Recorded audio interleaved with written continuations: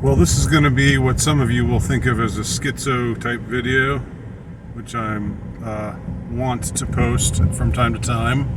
And if that's not your kind of thing, if you just roll your eyes and think he's being ridiculous or this is stupid, this is not worth me wasting 15 minutes of my life or however long this video ends up being watching, then turn off now. No problem whatsoever. For everyone who's left, I found myself reflecting upon a famous, probably in the top 5 of all of the Mandela effects out there, but one that I haven't really talked about that much because it's not quite as close to me.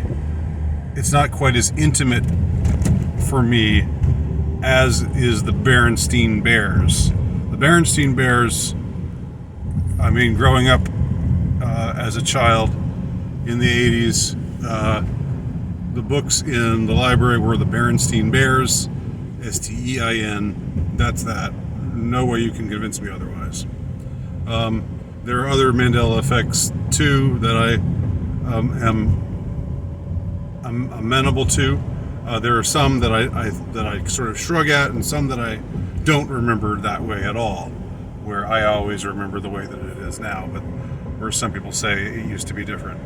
But one that I haven't talked about as much is, and that it seems a portentous vein to tap into, is Ed McMahon and the Publishers Clearinghouse commercials. Now, it was just sort of a given. It was ubiquitous. Again, back in the 80s. Sorry for younger people who get tired of hearing older people talk that way. But back in the 80s, the name Ed McMahon and Publishers Clearinghouse were, you associated them with one another. There were commercials where he walked to the door with a giant check, greeting somebody who won this sweepstakes, which was this kind of lottery kind of deal, I guess. I don't really exactly even know how it all was supposed to work. You sent in your thing, you got a letter in the mail that said, a big manila envelope that said, Andy Nowicki, you might already have won $15 million.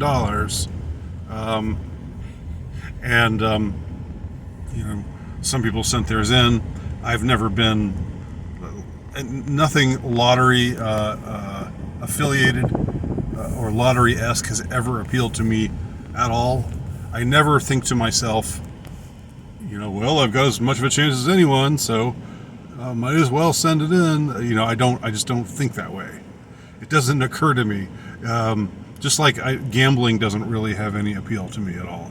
Doing the craps tables or even the slot machines or doing anything. When I was in Vegas a few years ago, I didn't do any of that. I could have, but I just didn't want to. Anyhow, these were memories that so many people had, and that that are referred to so often in what's in Mandela Effect lore is called residue. So you've got sitcoms where Ed McMahon comes to somebody's door with a giant check, or where somebody gets a call from Publishers Clearinghouse sweepstakes and being asked to hold for Ed McMahon, and even Johnny Carson, I think, who Ed McMahon was the sort of second fiddle to, or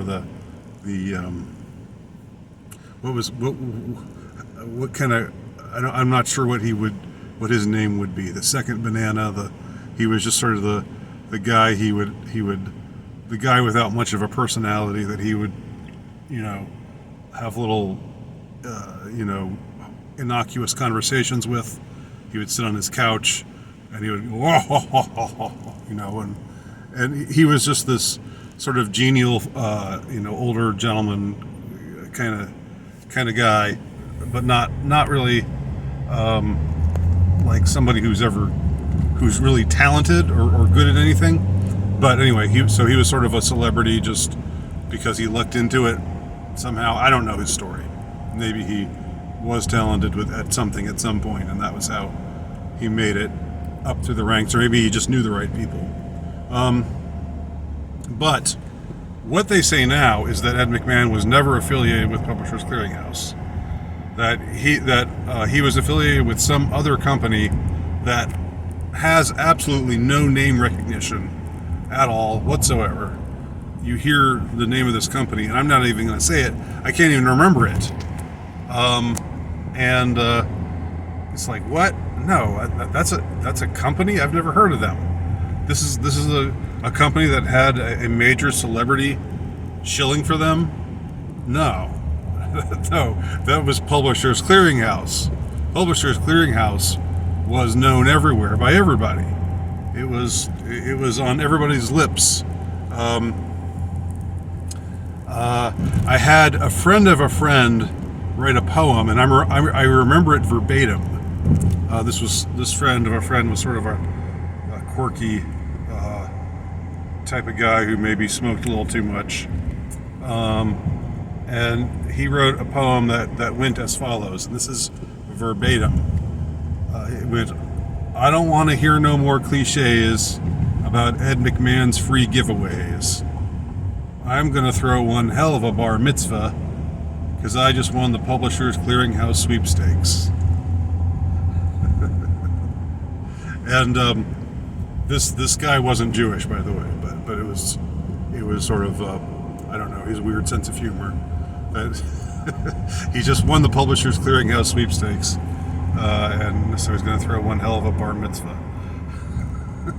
Maybe he's going to throw it for somebody else. I don't know, but that's residue, from the time period, showing the connection that people had between Ed McMahon and Publishers Clearinghouse.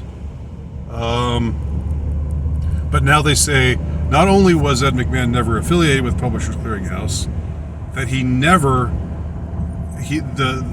went to people's door with a huge check. And so all of this residue that's left over, it's like, where does it come from? Why is it there?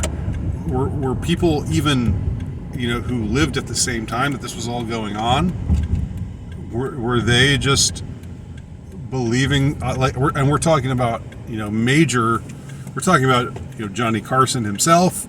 We're talking about major sitcoms of the period, like the Golden Girls and other shows, and commercials. There's a commercial where Ed McMahon comes to people's door, and everyone sees him and thinks, "Oh boy, I won!" And it's really just he's coming to their door for some other reason. That's the whole joke of the commercial. Why would that joke, even be primed in people's minds if people didn't know of Ed McMahon coming to people's doors to give them, millions, a check for millions of dollars? Yeah, but they say he never worked for Publishers Clearinghouse. He worked for some other, no-name company. And also that more outrageously, that he never brought checks to people's doors. Those commercials that you saw, you didn't really see them. That's what they're telling millions and millions of people now. Just like they tell millions of people, you're wrong. You're just remembering it wrong. Berenstein. It was always Berenstain. Okay, you're just wrong. You just remember it wrong. Just like a lot of other people, you all just remember it wrong. No. So here's my what I wonder about. Here's my take on all of this. My new sort of take on these kinds of things. First of all, you hear a lot. You hear a lot of sort of egghead type people, and I guess I'm sort of a quasi egghead myself, but you hear a lot of like academics and and people who with PhDs by their names, and you hear them saying things like, "Well, actually, memory is very malleable. What you remember is always just a construct. It's only a construct. It's not really objectively real. It's a construct." And whenever I hear this kind of talk, now first of all, let me just say as a caveat, I know people remember things wrong. I know that happens. So I'm not saying everybody's memory is trustworthy, okay? But whenever I hear this much more radical kind of reformulation of memory, like your memory might have absolutely nothing to do with what actually happened. Your memory of the day your first child was born is probably totally wrong. You know, your memory of, I don't know, some extremely memorable event that you swore you'd remember forever. That's, you know, what you remember of that day is just a construct. It's really just something that your mind has tricked you into believing. You know, whenever I hear that kind of language, you know, red lights flash and sirens go off in my mind and red flags wave in my mind. Because what are they really ultimately saying? What they're saying is, you don't really, your memory, what they're saying is, we can tell you what your memory is. That's what it seems to me. It seems to me that what they're saying is, your memory, what you think your memory is just you creating fiction in your mind, and we're more fit to tell you what your memory really is, or what the truth of things really were, than you are with your measly memory.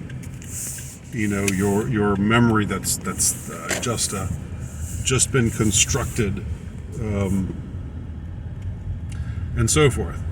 I think to myself, what are you trying to, okay, head shrinker, what are you trying to do? What are you trying to fill my head with?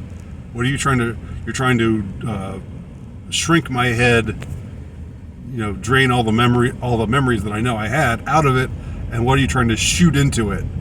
You know, new memories, the real memories as we, you know, the powerful, as we have determined them to be, as we think they should be. And when they go back and, you know, rewrite the classics, they rewrite Willy Wonka so that there's no references to the kid who was fat, and they rewrite Agatha Christie so that there's no, you know, offensive ethnic references, or rewrite Ian Fleming so he's not he doesn't talk about how you know, a lesbian just needs a real man and she'll turn into a real woman. Like all these kinds of things that are in those books that should be preserved, even if they're out of sync with what we're taught to believe today. They need to stay in those books because they are a part of history. They're changing those up, and who knows what else they're changing. So what the kind of idea that struck me is something, you know, sort of similar to, I guess, a Truman Show scenario, but it's like the notion of a practical joke taken to the nth degree, where you have, like say that you have the power. Just say this. Just think of this hypothetically. Again, if you're not, whether or not you're with me here, but if you're open-minded enough to take these considerations, seriously, whether you're with me or not. Let's just say you've got a lot of power and you've got a lot of influence, and you are so influential that you can make all this stuff go away. You can make the ads that Ed McMahon was in go away, and you can go back and retroactively make it so that those ads are now him talking with a no-name company and or advertising for endorsing a no-name company, and you can make all the ads of him going to people's door go away, and you can just remove all the books that say Berenstein and replace them with Berenstain. You can just do that. You can, you have that kind of power. You have that kind of ability. Whatever it is, whether it's conjuring power, or whether it's just, you like at the beginning of The Outer Limits, we control the vertical, we control the horizontal. It's just a question of being able to organize the efforts towards the end of making this whole entire notion or idea, this collective memory that so many people had, making it disappear. And I was just thinking, like, well, what if it was, the scenario was one person, and for some reason his friends, if you can call them his friends, because I've always found practical jokes like these to be really, really cruel. I'm not a fan of practical joking. I mean, I'm not a fan of, like,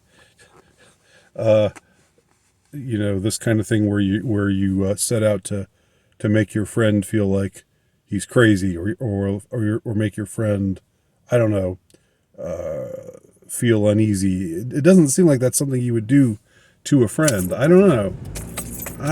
Just maybe it's just me.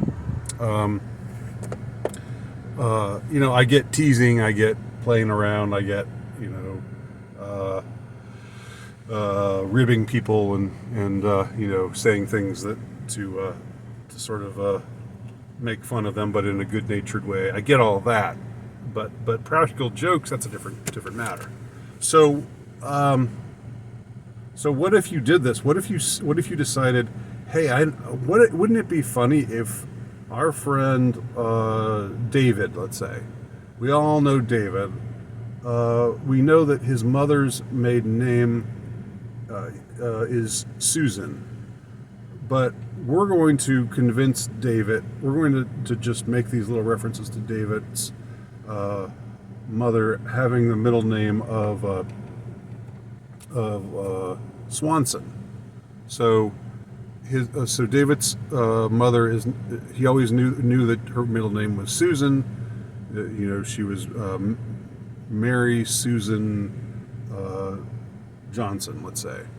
But now they're going to say, oh no, your mother is Mary Swanson Johnson. And he's like, that's ridiculous. I would have remembered that. That would rhyme. That sounds funny. I would remember that. Oh, well, you're just not remembering it right. Well, no. And then he calls his mother, Mom, my friends are playing this trick on me. What's your middle name? And she says, well, it's Swanson, dear. It's always been Swanson. No, Mom, your middle name is Susan. No, you're not right. I think I know my own name. And then he goes, and looks at her birth certificate. He demands to see her birth certificate, and finally she shows it to him, and it says Mary Swanson Johnson. And he's like, no, this isn't what this is, your middle name has always been Susan. In that case, is the guy who's being played, who's being made the sucker here, who's the butt of this practical joke, is the reasonable thing for him to do to say, okay, I guess I've been wrong all these years, and I guess, my mother's name is my mother's middle name is Swanson, and her full name is Mary Swanson Johnson, even though I thought I would have remembered that when I was 8 years old, and I would have thought that I would have found it funny that her middle name and her last name rhymed, but I guess I've been wrong this whole time. And is that what he would do, or would he say no, this is absolutely not true. I don't know what's happening here. I don't know what's going on. Maybe my friends and my mother are all in cahoots to just mess with my mind here, or maybe something else is happening. But I know that I'm right. I would say the guy should stick to his guns. Okay, but we have these forces out there, these cultural voices, these cultural authorities that are saying, no, your memory is just a construct. So you can remember things wrong. Well, yes, you can remember things wrong. You can get details wrong. You can let your emotion color your memory of things, but not stuff like Ed McMahon, the Publishers Clearinghouse, being the Publishers Clearinghouse sweepstakes, proponent, the celebrity who represented Publishers Clearinghouse, not the Berenstain Bears, not something that that extensive, that ubiquitous, and don't tell me when I have that same kind of memory that millions of other people are having. Don't tell me that we're all just wrong. We're all just remembering it wrong in the exact same way. That's insulting. So what I'll conclude this with, I said it was going to be 15 minutes. I see I've gone a little bit over here. What I'll conclude this all with is just to say that there's something in 1984 where it's like he who controls the past controls the future, I think is how it goes. And where they're trying to get, where O'Brien is trying to get the hero of the book. They're trying to break him down, trying to get him to say that 2 + 2 = 5. And there's also, of course, the scene, if you know Star Trek, there's the scene where Captain Picard is getting tortured. And you can look this up. You just type in "there are 4 lights," where he's getting tortured by the Cardassian official. And the Cardassian wants him to say, he wants him to break down and tell him, no, there are 5 lights. Those are not just 4 lights, even though you can count them 1, 2, 3, 4 lights. But no, you're going to tell me now that there are 5 lights because I have power over you. I control what happens to you. I can make I can cause you immense pain and anguish. I am the powerful. You are the weak. You'd better believe what the reality that I am telling you to believe. Because your memory is just a construct. He doesn't say that, but he might as well say that. And Picard, as he's leaving, as he's this broken man because he's been tortured for days, as he's being taken out, he comes back and he screams, "There are 4 lights!" And it's a very overdone moment, but it's also very powerful. Because he says later, I was actually seeing 5 lights. He was getting in my head. He had convinced me. And so I had to just say that. I had to tell him that there are just 4 lights. And I think I think there's something at stake is what I'm saying ultimately with this Mandela Effect stuff. I don't know what it is. I haven't completely unraveled it. I don't think I ever will. Obviously it's a very peculiar thing and it's hard to understand why it's going on and what it all signifies. But I think what we have on some level is we're being told to deny authenticity and to just give back to our would-be rulers what they say they want from us. So there you go. And there are 4 lights, not 5.